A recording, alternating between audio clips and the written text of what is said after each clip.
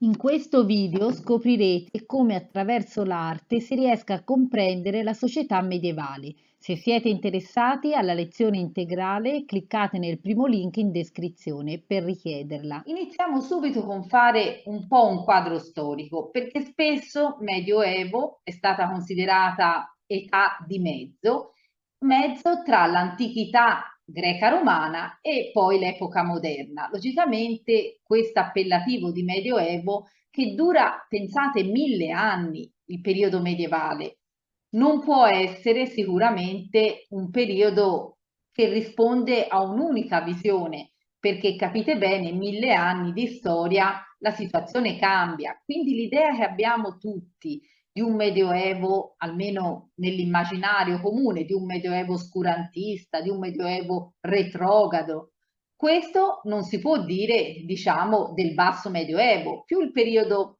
innanzitutto vi faccio questa suddivisione.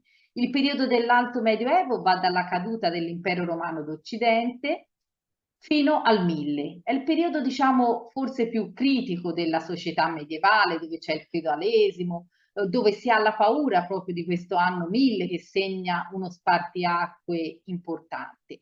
Mentre non si può dire altrettanto del Basso Medioevo. Basso Medioevo va dal 1000, inizia un periodo di rinascita che terminerà per convenzione nel 1492, l'anno della scoperta dell'America.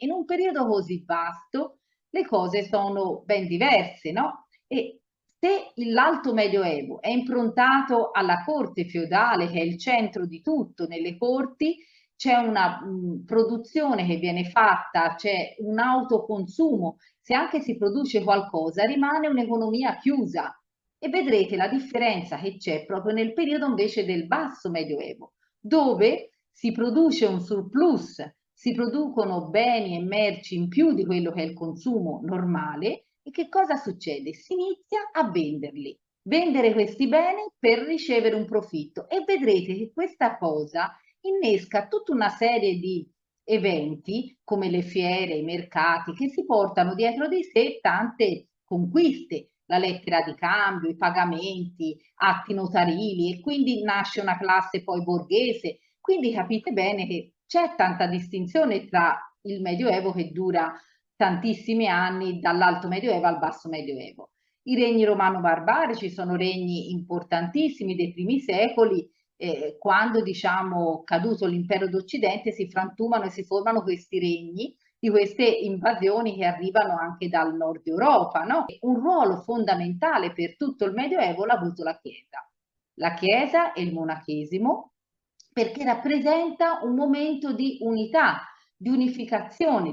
Il cristianesimo, e attraverso poi i monasteri, il convento diventa un luogo dove si parla di medicina, dove si trascrivono libri, dove si lavora e si prega, e quindi diventa in piccolo, diciamo, una società. E sapete poi, un anno importantissimo per l'epoca medievale è stato l'Ottocento. Qui vi mostro un'illustrazione che ci raffigura un'incoronazione importantissima. È l'incoronazione di Carlo Magno. Fu incoronato imperatore a Roma da Papa Leone III, quindi il Papa che si unisce all'imperatore, e nasce quello che è stato definito appunto Sacro Romano Impero. Vedremo che sotto l'impero di Carlo Magno sono tutti cristiani, non si può essere, non sono ammesse religioni fuori dal cristianesimo, no? Guardate come viene rappresentato per esempio Ottone III, che è il successore di Ottone II, sempre in una miniatura. Vi faccio notare che è una miniatura di un evangelario. Un evangelario sono libri, i Vangeli, che ricordano appunto tutti gli scritti di quello che è i testi dei Vangeli che conosciamo, gli evangelari, come venivano scritti i salteri, per esempio i libri dei Salmi, tutti rigorosamente fatti nei monasteri, che sono i detentori della cultura, ma si apriranno in epoca carolingia anche scuole e rifiorirà la cultura. Vediamo quali sono però i caratteri fondamentali del Medioevo. Una cosa che dovete tenere a mente è che non c'era la scienza, cioè quella che noi consideriamo scienza nasce nel 600 con Galileo Galilei, no? E quindi la religione per l'uomo del Medioevo è al centro di tutto. La Chiesa è un riferimento fondamentale. Quello che dice la Chiesa, l'uomo del Medioevo lo accetta. Un'accettazione potremmo dire passiva. Il mondo, secondo lui, ha un disegno divino e quindi devono accettare quello che il mondo riserva. Per esempio, la peste è una punizione divina. Le calamità naturali avvengono perché gli uomini non si comportano secondo natura. E quindi è un mondo, anche questo è un elemento chiave per capire il Medioevo, è un mondo simbolico. Per questo fioriscono, lo vedremo, erbari, lapidari, bestiari. Cosa sono? Sono libri di erbe, libri di pietre, libri di animali anche fantastici.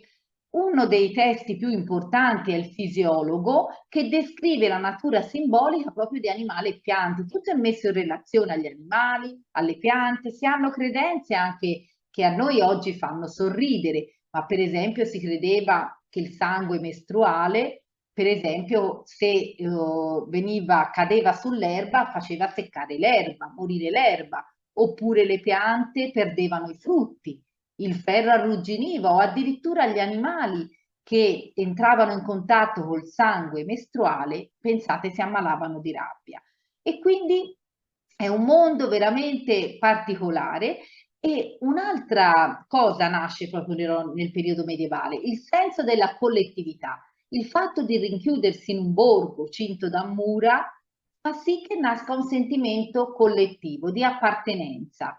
E vedrete che la grande differenza tra il periodo alto medievale e basso medievale è quello di aver trasformato una società, diciamo, basata sull'autoconsumo a una società aperta verso gli altri, verso i mercati, verso il commercio.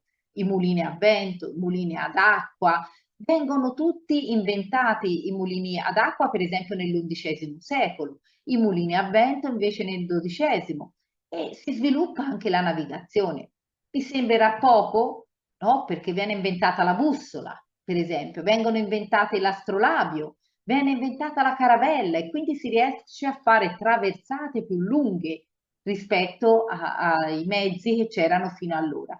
Sono tutte invenzioni. Vi dicevo, è logico, se te hai delle navi che possono navigare più lontano, puoi portare anche ora le merci che hai in più, che produci e che puoi vendere. Iniziano i commerci, iniziano le lettere di cambio, e poi se ci sono i commerci e le fiere, cosa si fanno? Si fanno strade, perché è logico, i luoghi di mercato nascono dove ci sono interessi economici, dove la gente arriva e lì si sviluppano le chiese, si sviluppano le locande, fanno le strade nuove per arrivare in quei posti, si sviluppa un sistema di sicurezza, si sviluppano attività come i notai, i banchieri che gestivano e redigevano contratti, come vi ho detto.